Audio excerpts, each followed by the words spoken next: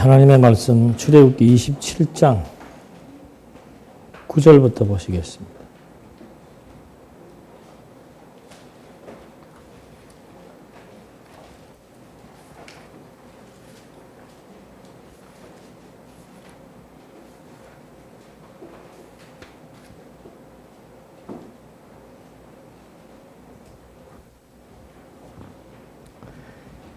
출애굽기 27장 9절 또 성막의 뜰을 만들되 남쪽을 향하여 남쪽에 가늘게 꼰 배실로 짠 포장을 길이 100규빗이 되게 쳐서 한쪽 편에 뜰이 되게 하고 그 기둥 20개와 그 받침 20개를 노스로 만들며 그 기둥들의 갈고리들과 가름대들은 은으로 만들어라. 북쪽에도 그렇게 길이 100규빗 되는 포장을 치고 그 기둥 20개와 그 받침 20개는 노스로 그 기둥들의 갈고리들과 가름대들은 은으로 만들어라. 서쪽들의 넓이를 위해서는 50규빗 되는 포장을 치고 기둥 10개와 그 받침 10개를 만들어라. 이렇게 하면서 지금 동서남북 뜰을 만드는 겁니다. 이게 이제 지금으로 말하면 한 축구장 크기 정도 되는 거예요. 이게 45규빗. 여기 50규빗이죠? 100규빗, 50규빗.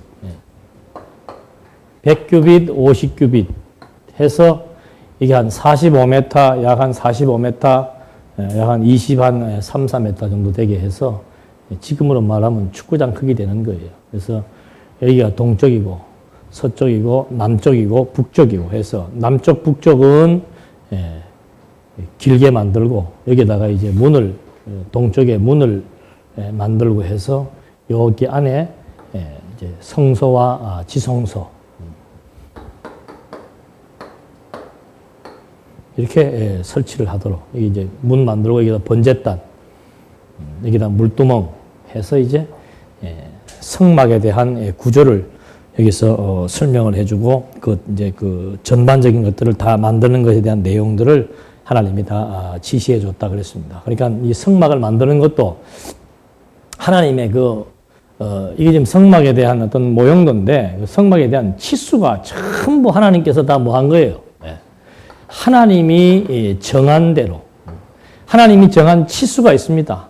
그래서 이 성막은 이방인들이 짓는 그런 그 성막하고는 달라요. 이방인들이 지을 때는 이방인들 나름대로의 어떤 자기들이 구상해서 만들었지만 유대인들의 이 성막은 하나님이 지시를 해 주어서 하나님이 정한 대로 딱 그 치수까지 또는 필요한 그 용도 그 다음에 재료 전부 하나님이 일일이 다 지정을 해서 만드는 양식까지 다 말해 주어서 하나님이 만들게 하는 거죠. 이걸 우리는 이제 하나님의 작정이라고 말한다 이 말이죠. 모든 것이 하나님이 정해놓은 뜻대로 되는 겁니다. 성막 하나도 이 성막이 바로 그리스도의 뭐예요? 그리스도의 몸이죠. 몸, 성전이죠. 그리스도의 몸, 죽으시고 부활하신 그리스도의 신령한 몸에 대한 하나의 모형도라고 말입니다. 그 모형이 저렇게 하나님의 계획대로 된 것처럼 그리스도의 몸인 성전, 하나님의 이 교회도 전부 하나님의 정해놓은 계획에 의해서 모든 제목들, 그러니까 이 제목으로 쓰여질 모든 교회의 멤버들도 하나님이 정해놓은 것이고 그 멤버들이 일할 수 있는 어떤 기능, 그걸 우리는 은사라 그러죠. 그런 은사도 하나님이 또 다 정해준 거대로 하는 거예요. 그러니까 인간이 출생해서 사는 것도 그의 일생의 모든 것도 하나님의 정해놓으신 프로그램에 의해서 내가 어떤 재능을 갖고 어떤 일을 하면서 어떻게 살 것도 하나님의 프로그램에 의해서. 그러니까 이 성막 만들어지는 요것만 가지고도 모든 세상 만사의 이치와 원리를 터득할 수 있는 하나의 지혜의 근거가 되는 거죠. 이런 거 하나 제대로 공부하고 나면은 야 하나님께서 말뚝까지 말뚝의 높이 또는 그냥 말뚝 밖에다 쌓는 어떤 그 노, 은, 금, 기명들 그 다음에 천막의 규모, 용도 전부 하나님께서 뭐 한 대로 정한 대로 된다. 이것이 딱 깨달아 믿어지면은 오전에 말씀드린 그대로예요. 그냥. 모든 만사도 하나님의 정한 대로 됩니다. 하여튼 뭐 인간의 생김새, 언제 출생할 것, 어떻게 공부하고 누구를 만나고 무슨 일을 해서 얼마만큼 벌고 쓰다가 어떻게 언제 간다, 죽는 방법 전부 다 정해져 있어요. 그거 하나님한테 맡기는 게 편한 거 아니에요? 나의 삶의 모든 것들이 하나님의 정해놓은 뜻대로 되는 것이 분명하니까 오늘 하루하루 하나님께서 내게 주신 여건 속에서 정말 최선을 다해서 사명의식을 갖고 살아간다라고 하는 거. 그게 실감이 나야 되는 거예요. 하나님께서 바울을 쓰실 때도 바울을 먼저 어떻게 합니까? 그리스도를 핍박하는 가해자로 하나님이 먼저 쓰십니다. 그 바울이 나중에 막 예수 믿는 사람들 처형하는데 앞장서서 가표를 던지고 같이 동의를 하고 그 나중에는 이제 진짜 본격적으로 하려고 다메섹 도상으로 가다가 예수를 만나잖아요. 그래서 그때 막 눈이 멀고 막 엄청난 고통을 겪다가 아나니아를 만나서 이제 병을 고치고 깊이 신학 공부를 하고 그리고는 자기 고향에서 천막 깃는 일을 하고 있을 때 바나바가 한 400km 되는 거리를 찾아서 바울을 찾아가잖아요. 가서 바울에게 가서 바나바가 뭐라고 그럽니까? 주께서 너를 쓰시겠다고 찾으신다. 바울이 그 쓰러지는 거 아니에요. 그래서 바울은 죄인의 괴수인 나를 하나님께서 다 준비해 놓으셨다가 하나님이 쓰실 시기가 되니까는 바나바를 보내갖고 바나바가 바울이여 사울아 사울아 주께서 너 쓰시겠다고 하신다. 그게 거기서 오는 사명감이에요. 사명감. 바울이 그냥 그 힘을 갖고 400km 되는 먼 거리 안디옥까지 걸어가서 안디옥 교회에서 바나바와 같이 목회를 했던 것처럼 목회를 위한 사명만이 아니에요. 지금 하나님이 우리에게 이런 말씀을 듣게 해주시는 것은 하나님이 지금 쓰시는 거예요. 하나님이 하나님의 일에 쓰시기 위해서 준비시킬 사람 준비시키고 학습시킬 사람 학습시키고 다양한 방법으로 지금 말씀으로 키우시고 무장시키고 그래서 하나님의 선한 일에 투사가 되기 위해서 그래서 하나님이 지금 하나하나 일을 만들어 나가면서 하나님의 선한 일을 위해서 우리를 지금 쓰시는 거란 말입니다. 그러니까 모든 관심사가 하나님을 향해 있어야만이 거기에서 내 삶의 의미가 나오는 거예요. 하나님이 나 같은 것에게 이런 은사를 주어서 나 같은 것에게 이런 하나님을 알게 해서 여호와 하나님 의지하며 경외하며 살게 하신다. 이거 하나만 생각해도 그냥 가슴이 벌렁벌렁 해야 된다니까. 그게 우리에게 오는 사명감이에요. 그러니까 바울은 참 드라마틱하잖아요. 예수를 죽인 일에 막 피 흘리는 일에 그 사람이 그렇게 되면 완전히 악독해지는 거 사람 피 보면 이상해지잖아요. 그 막 스데반 막 처형당하는 거 보고서 아마 그 바울은 굉장히 충격받았을 거예요. 스데반이 죽는 장면을 보면서 그 바울이 뭐라고 기록합니까? 천사와 같았다 그러잖아. 천사와 같았고 저들의 죄를 용서해 돌 맞으면서 지금 막 돌 맞아서 피투성이가 되어 있으면서 저들은 하나님을 몰라서 그러니 저들을 용서해 주시고 하면서 그런 기도와 그런 스데반의 죽음을 본 바울이 이 영상 속에 엄청난 자극적인 요소가 박혀져 있었던 거죠. 그래서 예수께서 너 어디 가냐? 네가 죽이려고 하는, 네가 핍박하는 예수다 하는 말에 그냥 바울이 쓰러져 버리잖아요. 그런 일련의 과정들. 우리도 마찬가지입니다. 살면서 여러 가지 많은 시련을 겪게 하시는 것은 주의 음성을 듣고 주께서 나를 쓰시겠다고 부르신다. 그 말이 우리에게 그냥 막 내 삶의 의미로 다가오게 하기 위해서 하나님께서 다양한 일들을 경험하게 하신다는 것. 그래서 나쁜 것이 없는 거예요. 나쁜 것이. 어렵고 힘들고 고생하고 고통 속에서 살아봐야 하나님이 함께 하심을, 하나님이 인도하심을, 하나님이 은혜 베푸심을 하나님이 허락하셔야 된다는 사실, 그걸 확실하게 깨닫고 여호와 의지하면서 선한 싸움 싸우며 살아갈 수 있는 선한 생활이 가능해진다는 거죠. 그걸 하나님께서 만들어 가시는 거예요. 그래서 지금 이런 성막을 만들고 뜰을 만들고 성소와 지성소를 만드는 이런 모든 것들이 치밀한 하나님의 계획에 의해서 정말 아름답게 세워진다는 사실. 그래서 이 성막이 세워지는 것도 하나님의 뜻에 의해서 하나님의 능력으로 세워지듯이 하나님의 몸된 교회가 세워지는 것도 하나님의 뜻에 의해서 하나님의 능력으로 세워진다는 것도 너무도 분명하다고 확인해 볼 수 있는 겁니다. 이렇게 세워놓은 성막의 20절, 이스라엘 자손에게 명령하여 올리브를 찧어서 짠 순수한 기름을 내게 가져와 등불을 켜게 하되 그 등불을 계속 켜두고 아론과 그의 아들들이 회막 안 증거계 안에 있는 휘장 밖에 있으면서 저녁부터 아침까지 여호와 앞에서 등불을 보살피게 하여라. 이것이 이스라엘 자손이 대대로 지킬 영원한 규례니라. 여기에서 영원하다는 말은 오래도록 장구한 시간 개념을 가지고 말하는 겁니다.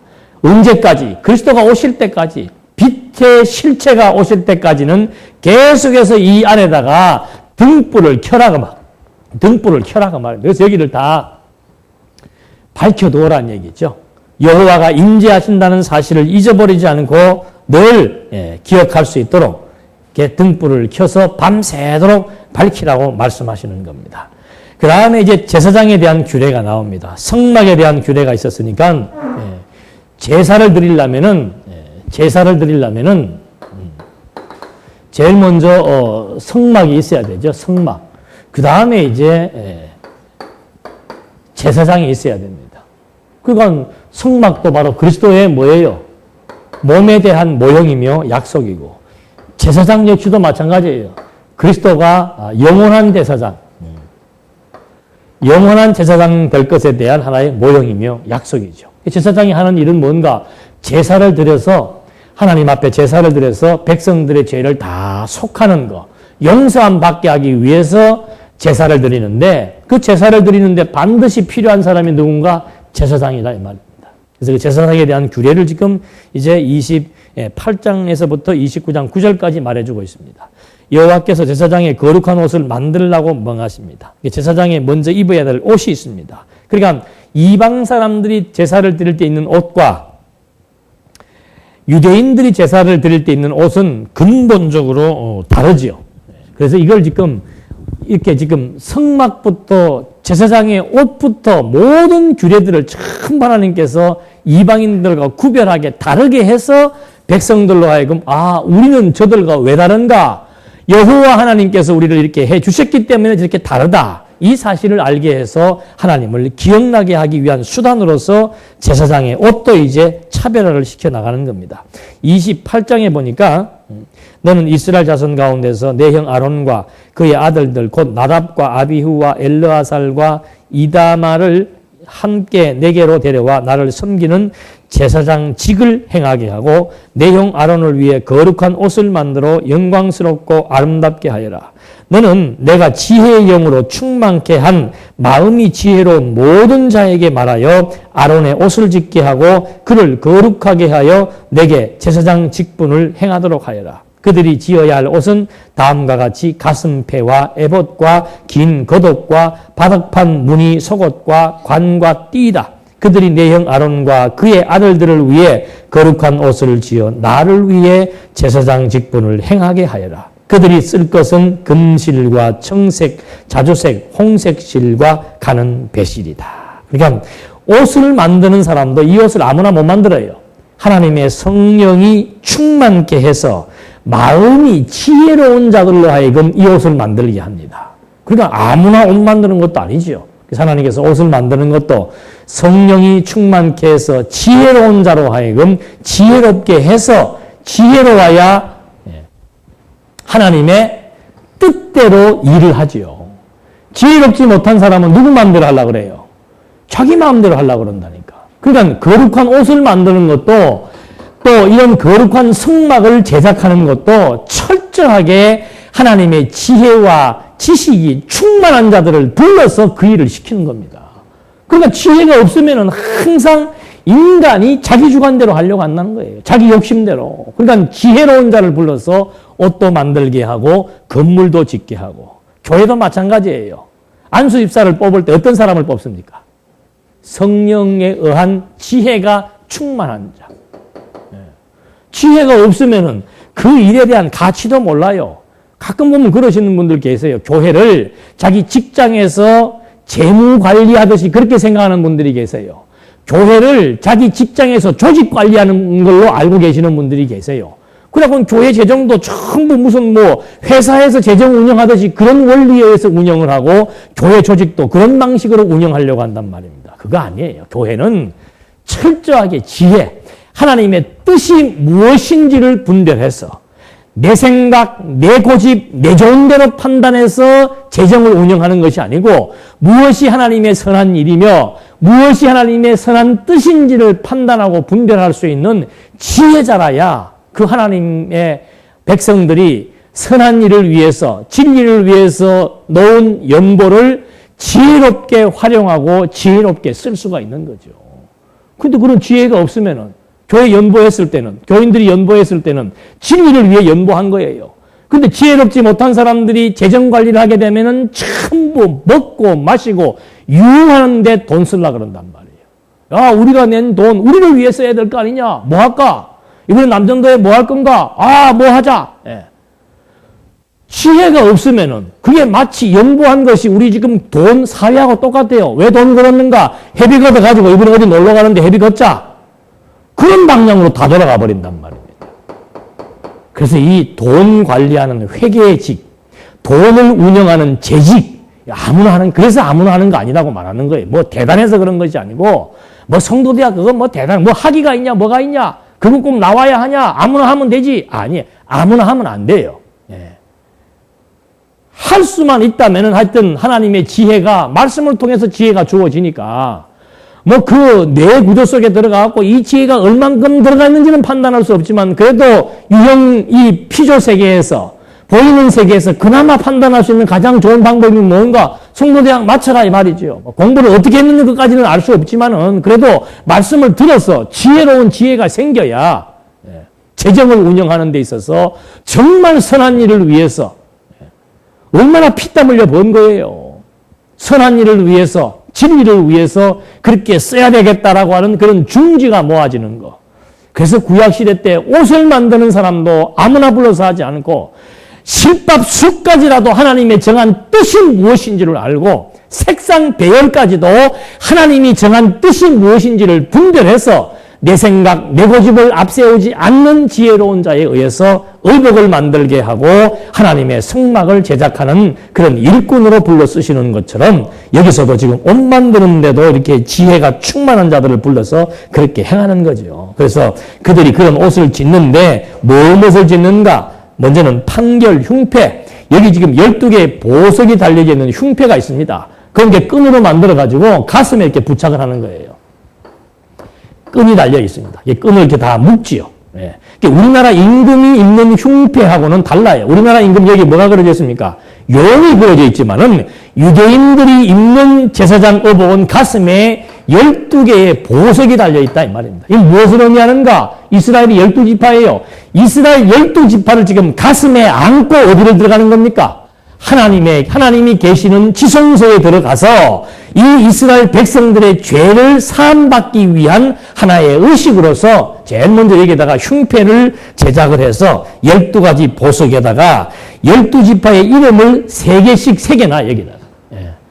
12지파의 이름들을 다 새겨서 이제 가슴에 안고 하나님 앞에 들어가도록 하는 거죠. 그 제작 방법은 각종 실로 짜서 한 뼘씩 되도록 뭐 이렇게 쭉 나와 있습니다. 이런 거는 여러분들 나중에 필요하신 분들은 인터넷 들어가서 그림을 보시면 됩니다. 해서 이렇게 흉패를 만들어서 그 안에는 우림과 둠빔을 집어넣습니다. 이 흉패 안에다가 우림과 둠빔을 집어넣는데 우림이라고 하는 것은 빛들이라는 뜻이고 둠빔은 진리라는 뜻입니다. 그러니까 이스라엘 자손들을 판결하는데 항상 진리를 중심으로 해서 판결한다라고 하는 것.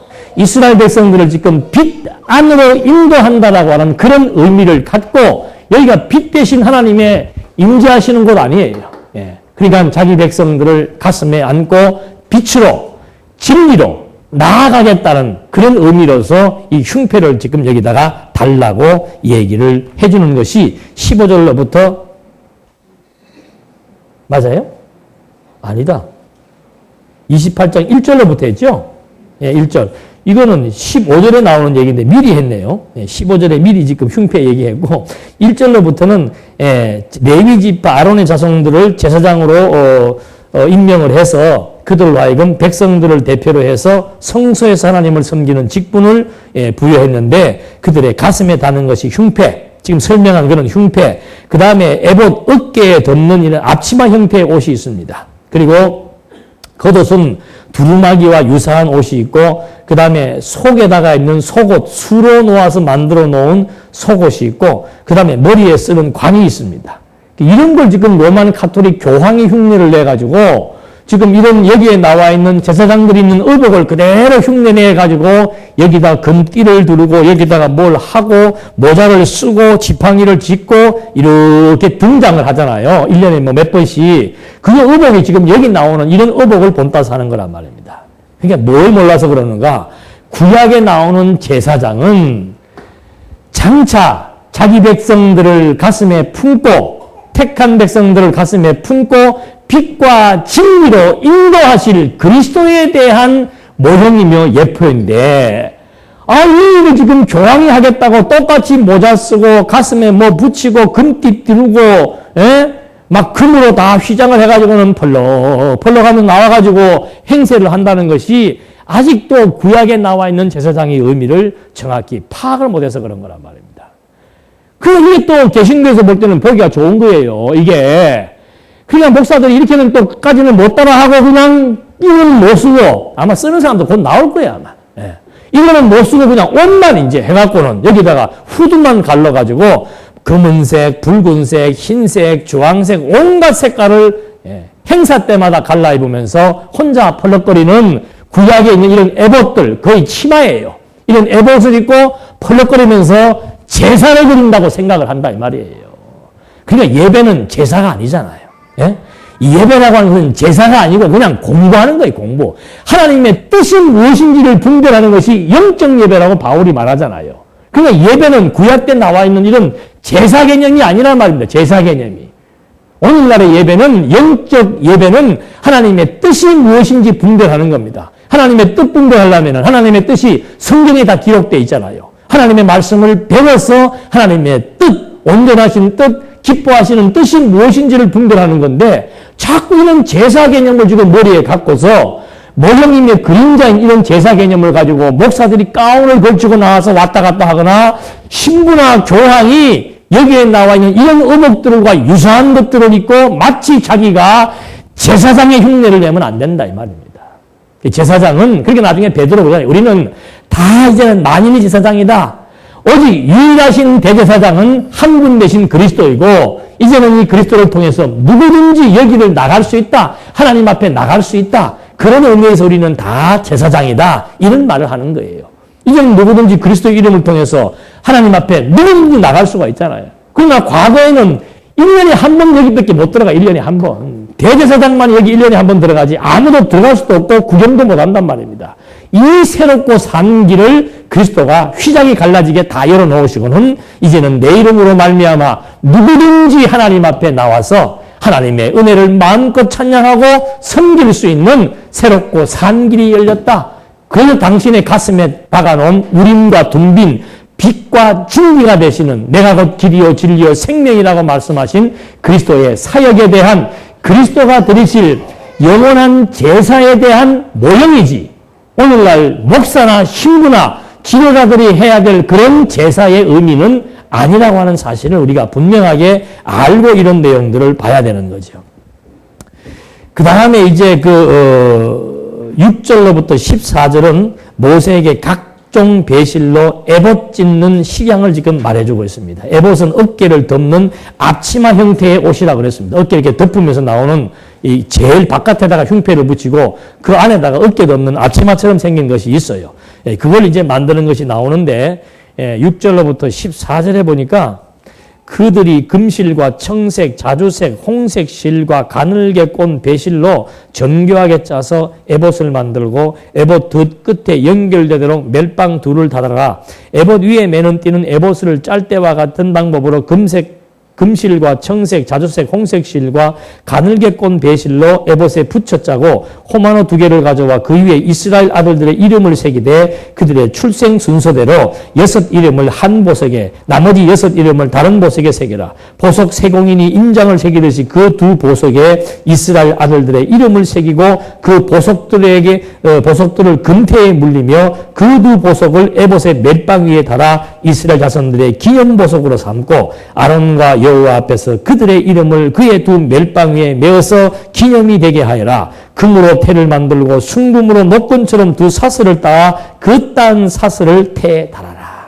그러니까 에봇 이 앞치마 같은 걸 만들었는데 여기에는 견장을 하는 거예요. 여기다 이 큰 보석을 물려놓고서는 각 집 그 12형제가 태어난 순서대로 이름을 6개 딱 적고서는 가인은 금으로 테두리를 딱 얼마나 멋있겠습니까? 예? 딱 견장차고 해서 여기다가 12지파 이름 새겼습니다. 가슴에다 12지파 이름 새겼습니다. 보석에다 새긴 이름은 지워지지 않습니다. 한 번 택한 백성은 영원한 하나님의 백성이란 뜻이에요. 하나님의 언약은 영불변하는 뜻이란 말입니다. 이런 이제 이스라엘 백성들을 가슴과 어깨에다가 담고 대제사장이 1년에 한 번 가서 하나님을 만나면서 자기 백성들의 모든 죄를 용서함 받는 제사, 이것이 속죄제사란 말이죠. 이 제사를 드리게 하기 위해서 이런 의복을 특별히 갖추게 한 이유는 뭔가? 무엇을 기념하게 하기 위해서? 하나님이 여호와이심을 기념하게 하기 위해서. 내 열조와 맺은 언약은 반드시 이루시는 여호와 하나님을 기억나게 하기 위해서 12지파의 이름들을 다 새기게 한 것이라 이거죠. 그러니까 옷도 입으려면 이렇게 입어버려야 돼요. 예. 입으려면 진짜 보석 여기다 받고. 예. 그러니까 이런 의식이 있으니까 자꾸 목사에게 뭘 부탁하는 겁니까? 예. 기도 부탁하는 거예요. 대제사장이 백성들의 모든 문제를 안고 하나님 앞에 나가지고 백성들의 죄가 용서된 것처럼, 그래서 여러분보다 내가 조금 신령하게 우리 교인들은 나중에 신령하게 안 보잖아요. 예? 다른 데는 다 신령하게 본단 말입니다, 목사를. 그러니까 목사한테 자꾸 부탁을 하는 거예요. 내가 하는 기도보다는 누가 하는 기도가. 당신 내 이름 안고, 그러니까 여기다 봉투에 이름 다 써내잖아요. 그러니까 여기다 이름 안듯이 그런 식으로 하는 거예요. 봉투 다 들고서는 아무개 낭독하면서. 이번에 지금 무슨 일이 있는데 이 문제 하나님께서 해결해 주시기를 원합니다 하면서 자기가 이 봉투 들고 여기 무릎을 꿇고 이 백성들을 대표해서 지금 중보 기도를 한다 그러잖아요. 효력도 없을 뿐만 아니고, 그 속을 것도 없어. 효력 없어요. 자기가 하는 기도나 여러분이 하는 기도나 제가 하는 기도나 여러분이 하는 기도나 누구의 이름으로 기도하기 때문에. 저는 그리스도의 이름으로 기도하고 여러분은 그리스도의 이름으로 기도하고. 그러면 효능이 다른가요? 천만의 말씀이에요. 똑같아요. 자기 기도나 열심히 하면 돼요. 뭐 대신할 것도 없고 너희 대신해준다고 더 효력이 발생하는 것도 아니고. 그런 면에서는 편해요. 나한테 그런 부탁하는 사람이 없어서. 가끔 이제 친구들이 모르니까 네가 믿는 하나님 좀 잘 소개해서 날 보고 부탁을 하더라고. 네가 믿는 하나님한테 가서 좀 얘기 좀 잘해달라고. 자기 병이 들었으니까. 이런 중보 사상은 그리스도 외에는 중보자가 없습니다. 어떤 누구 위인이라 할지라도 그리스도 외에는 중보자가 없는 거예요. 그래서 지금 이런 그 제사장에 대한 의복 착용하는 그런 에봇 또는 보석, 견대 이런 것들이 전부 저런 맥락에서 이해할 수 있는 거죠. 그 다음에 이제 15절과 30절에서는 그 판결 흉패, 판결을 할 수 있는 흉패가 이게 이제 아까 말씀드린 대로 12가지 보석에 12 이름을 새겨서 금태줄로 묶어서 가슴에 부착하고 들어가는 그런 이제 판결 흉패입니다.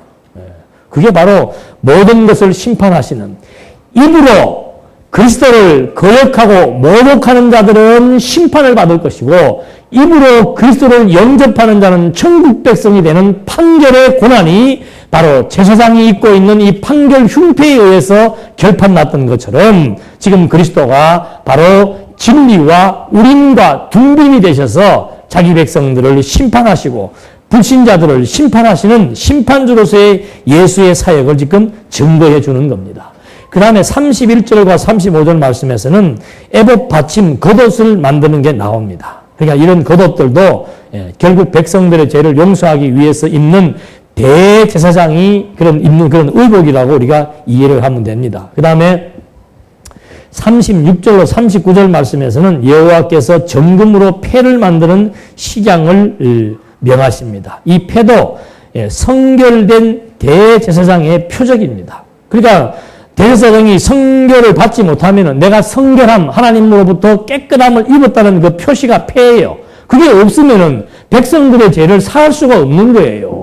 그러니까 이 사람은 벌써 제사날이 가까워오면은 예사를 멀리하고 죽은 시체도 안 만지고 모든 부정한 것을 다 피하고 모욕하고 거룩한 옷을 입고 대기했다가 여기에 나아가는 거예요. 그러니까 이게 전부 그림자라니까요. 이 그림자인 것은 모르면 이것처럼 미신이 없는 거예요.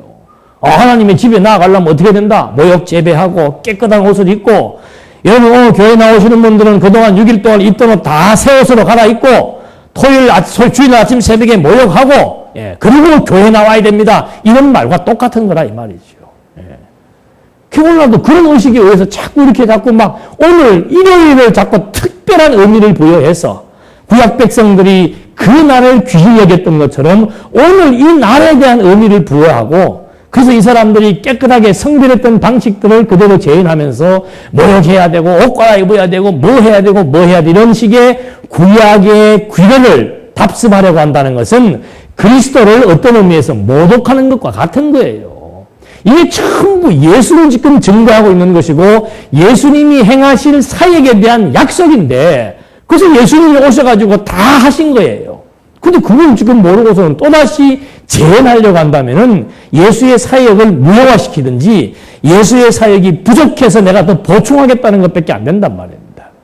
그래서 구약을 제대로 아는 것은 이런 맥락에서 굉장히 중요한 의미가 있는 겁니다. 그래서 이 아론의 이마에다가 이 패를 갖다 붙이는 거예요. 뭐가 쓰잖아요.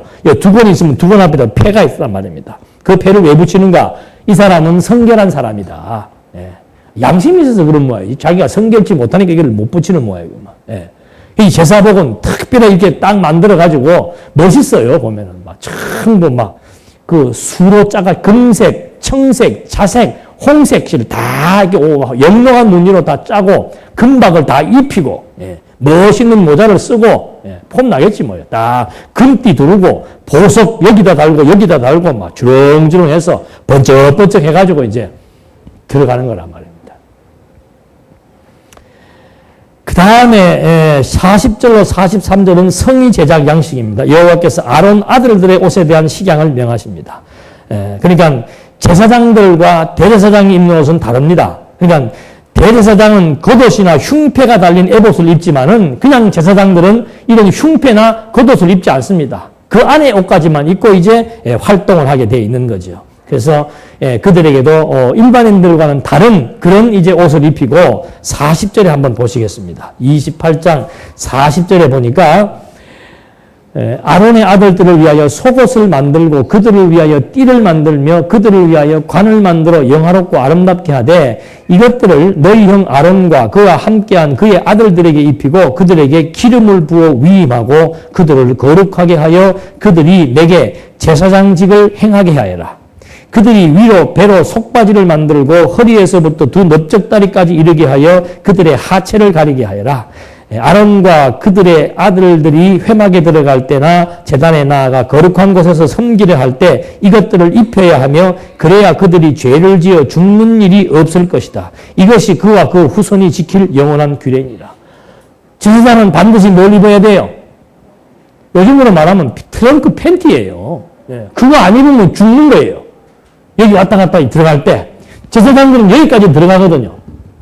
대제사장은 여기까지 1년에 한 번 들어가고 여기 들어가서 촛불도 켜고 떡도 진설을 하고 향도 피워야 되는 일을 해야 되는데 특별한 옷으로 구별을 했다 그 말입니다. 그 중에서 이제 속옷을 지어서 입혀서 속옷을 입지 않고 만약 여기 나오면 부정한 것이 되니까 하나님께서 그냥 즉사시켜버리겠다 이거죠. 그래서 이렇게 옷을 만들고 그들에게 뭘 보여요? 이 일을 감당할 수 있도록 뭘 보여요? 기름을 붓는 거예요. 그 기름 부은 받은 자라는 뜻이 뭐예요? 그게 그리스도라 이 말입니다. 그러면 그리스도라는 말은 뭔가? 이 직무를 수행하기 위해서 맡은 임무, 그게 그리스도예요, 그리스도. 그러면 예수님이 오셔서 내가 그리스도라고 했을 때는 뭘 하겠다는 얘기예요? 기름 부음 받은 자들이 행할 수 있는 그 직무를 수행하겠다 그 말이죠. 그러니까 누구의 자손으로 와야 됩니까? 아브라함과 다윗 자손으로 와야 왕의 직을 감당할 수 있는 것이고 제사직을 감당할 수 있는 것이고 선지직을 감당을 해서 그 기름을 부었던 세 가지 직임을 당신이 다 감당을 해서 이름으로 내가 직임을 완수한 기름을 붓는 직임을 수행한 그리스도이심을 지금 증거하는 내용이 신약 우리 공부하는 마태복음에 그래서 나오는 거라 그 말입니다. 그래서 예수님이 선지직을 감당하고 왕직을 감당하고 제사직을 감당하는 이유가 뭔가? 구약에 이렇게 예언이 되어 있는 게 구약에 나와 있는 제사직은 참된 그리스도가 행하실 제사직에 대한 모형인 거예요. 구약 백성들은 자기 백성들 죄용서함 받기 위해서 짐승 잡아가지고 그 피 가지고 여기 들어가서 죄용서함 얻었잖아요. 이게 모형이란 말입니다. 예수님은 제사직을 어떻게 감당했는가? 당신이 제물로 십자가에 죽으시는 거예요. 당신의 생명을 하나님께 드림으로 말미암아 백성들, 자기 백성들의 죄를 영원히 용서함 받게 해주는 그 속죄 사역을 예수께서 감당하시는 거죠. 이게 전부 구약에 약속되어 있는 겁니다. 그러니까 지금 우리가 공부하는 구약의 제사직은 그리스도가 십자가에서 죽으시고 부활하실 영원한 제사직에 대한 모형이며 약속인 거죠. 그런 맥락에서 구약의 제사직을 보면서 그리스도를 발견해야지 이 제사직을 가지고 마치 목사가 제사장인 양 행세하면서 자기가 중간에 서서 무슨 성도들을 대신해서 무슨 일을 행할 수 있는 그런 대리자 역할을 한다면은 그건 완전히 넌센스죠. 네. 그건 성경을 완전히 잘못 보는 거란 말입니다. 그렇게 가르쳐 놓으니까 교인들이 목사는 뭐예요? 기름 부음 받은 자는 뭐라 그럽니까? 네. 제사장인 줄 아니까 제사장 한 대 건들리면 큰일 나잖아요. 하나님이 이 지금 거룩한 일을 하라고 세워놓은 제사장을 백성들이 잘못 건드리면 즉사한단 말입니다. 옷을 안 입어도 즉사하는데 제사장을 잘못 건드리면 즉사하지요. 그러니까 목사에게 욕하면 저주받고 목사가 복을 주면 복을 받는다는 말을 저런 맥락 속에서 하는 거란 말입니다. 근데 또 우리나라 사람들은 마음이 약해가지고 아무리 아니라 그래도 목사에게 대들다가 저주받을 확률이 1%라도 있을까봐 어떻게 하는 거예요? 대들어도 돼요. 뭐만 잘못하면 일반적인 거는 봐주고요. 진리 잘못 전하면 대들어도 되지요. 제가 또 돈이나 횡령하고 나쁜 일 하면 당연히 목사 아니라 뭐라도 질책해야 되고 책망해야 되고 잘못된 부분이 있으면 재판해야 되는 거죠. 근데 무서워서 못 하는 거야. 목사가 지 마음대로 그냥 온갖 것 마음대로 하고 자기 마음대로 그냥 온갖 주먹 안 들는 폭력 많잖아요. 그런 폭력을 가해도 한마디 말을 못하는 이유가 뭔가? 주의 종 거스리거나 기름 부음 받은 자 거스리면은 하나님 앞에 저주받는다고 엉터리로 가르친 구약의 잘못된 해석에 의해서 혹시 행여라도 만에 하나 그런 일이 올까봐 찜찜해서 말을 못하는 거야. 그렇다고 여기 와서 그렇게 하는 말 안 하는 말 다 하면 어떻게 해? 한강에서 빰 맞고 뭐 어디 와서 화풀이 한다고. 너무 무례한 것도 아니죠. 하나님의 백성들 교회의 질서가 있는데 사랑은 무례하게 행하는 것도 아닙니다. 그런데 매여가지고 줄을 들어서 그게 수고하고 무거운 짐이지요. 그러니까 성경 이거 이번 상영에도 계속 전부 다 그런 얘기도 했습니다만은 성경 공부하는 것 아니면은 아무런 의미 없습니다. 교회요? 이거 지금 진리의 말씀 여기서 가르치라고 하나님께서 이 교회를 만들어 주시는 거지. 여기 진리의 말씀 떠나고 나면은 이거 그냥 보통 건물보다 더 못한 거 이렇게 짓는 건물이 어디가 있어요? 멋없이. 예? 뚜껑 하나 씌워가지고 턱턱 만들어 칼 하나 질러놓은 이런 건물이 어디가 있어요? 이런 건물이. 예. 제대로 지으려면 제대로 일을 해야 되는 거죠. 같이 있는 이유는 여기서 선포되는 말씀이 아름답고 정말 진리된 말씀이 증거되고 선포되고 가르침을 나오라. 그래서 이것이 의미 있는 것이지. 몇백만 원이 나가면 한 평당 몇백만 원이 나가면 뭐하고 이 건물 장치가 어떻게 잘 돼 있으면 그게 무슨 의미가 있겠어요. 정말 우리 여기 지금 살아야 되는 이유도 여러분들이 각성해서 여러분들이 선포되는 말씀의 진리를 여러분들이 분간해야 돼요. 지금 일주일에 한 번 대충 들어가지고는 제가 엉터리 소리도 잘 판단을 못 하신다니까. 제가 엉터리 소리 했다는 게 아니고 교회 성도들이 목사들이 하는 대로 다 따라가 하는 대로요. 진리 지키는 거는 목사만이 지키는 게 아니에요. 여러분들이 확실하게 판단력을 가지고 분별력을 가지고 정말 무엇이 참된 것인지 판단력 없으면은 그래서 목사가 그냥 뭐 건물도 팔아서 도망도 가고 별짓을 다 하는 이유가 아무런 장치가 없으니까 접근도 무서워서 접근도 못하는 존재로 만들어 놓으니까 그런 사람들 있으면 할 말 하세요. 사정없이 하십시오. 괜찮습니다. 저주는 제가 대신 받을게요. 그 목사가 내리는 저주는 제가 대신 받아줄 테니까 할 말 있으면 사정없이 하시란 말입니다. 그 다음에 이제 29장으로 넘어가서 성의를 입혀 제사장 직분을 맡기는 규례를 명하십니다. 여기서도 한번 보시겠습니다. 29장에 보니까 내가 그들을 거룩하게 하여 그들이 내게 제사장직을 수행하도록 그들에게 해야 할 일은 이러하니 숫송아지 한 마리와 수양 두 마리를 흠없는 것으로 선택하고 누룩 넣지 않은 빵과 누룩 넣지 않고 기름만 섞어 만든 과자와 누룩 넣지 않고 기름만 발라 얇게 구운 과자를 모두 고운 밀가루로 만들어라. 이것들을 한강줄에 담고 이것들을 담은 채로 그 숫송아지와 두 마리의 수양과 함께 가져와라. 아론과 그의 아들들을 회막문으로 데려와 그들을 물로 씻기며 의복을 가져다가 속옷과 에봇, 속옷의 겉옷과 에봇과 가슴 폐를 아론에게 입히고 정교하게 짠 에봇띠를 띠게 하여라. 그의 머리에 간을 씌우고 그 간 위에 거룩한 폐를 붙이며 붓는 기름을 가져다가 그의 머리에 부어 발라라. 아론의 아들들을 데려와 그들에게 속옷을 입히고 아론과 그의 아들들에게 띠를 띠게 하며 관을 쓰게 하여서 제사장의 직분을 맡게 하여 영원한 규례로 삼아라. 내가 이같이 아론과 그의 아들들을 제사장으로 위임하여라. 그러면 제사장을 세울 때 어떻게 하는가? 모욕도 시키고 새 옷도 갈아입히고 머리에 기름을 붓고 해서 거룩한 자로 구별을 하는 거예요. 누구를? 제사장을. 그러니까 제사장은 어떤 사람인가? 거룩하게 구별된 자. 그래서 거룩하게 구별하기 위해서 기름을 붓고 모욕을 시키고 에봇을 입혀서 거룩한 자로 구별해 놓은 거라 그 말입니다. 그러나 세상에 의인은 없나니 그리스도 한 분 외에는 거룩한 분이 없는 거예요. 그래서 내가 기름 부음 받은 그리스도다 하는 것을 증거하는 이유가 뭔가?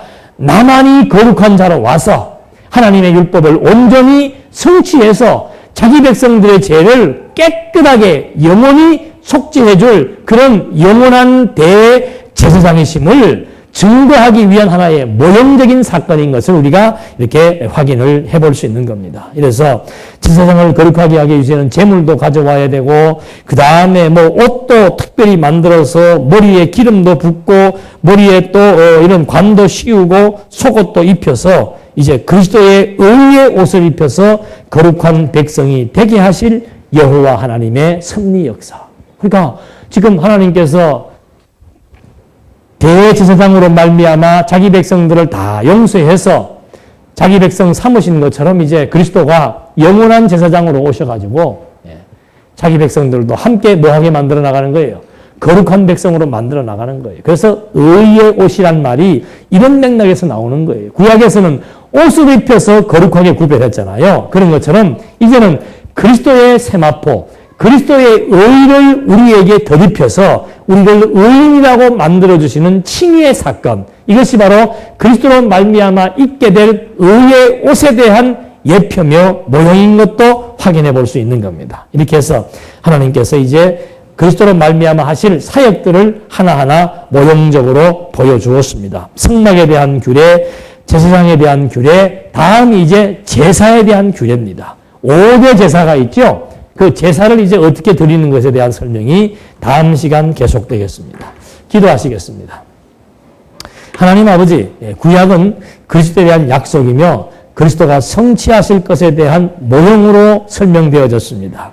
하나님 자기 백성들 죄 용서함 받게 하기 위해서 성막을 제작하셨고 제사장을 세우셔서 자기 백성들의 죄가를 용서해 주신 것처럼 이제 거룩한 그리스도로 말미암아 자기 백성들에게 의의 옷을 입혀서 영원히 하나님을 찬송하게 하실 하나님의 섭리 사역을 우리는 실체적으로 경험하고 있습니다. 이스라엘 백성들에게 하나님의 약속대로 하나님이 함께해서 그들의 일생과 역사를 인도하신 것처럼 오늘 하나님 저희와 함께해서 하나님의 선한 뜻이 이루어질 때까지 우리의 일거수일투족 우리의 생사화복을 주관하시사 하나님의 은혜의 영광을 깨닫고 찬송하며 살아갈 수 있도록 인도해 주시옵소서.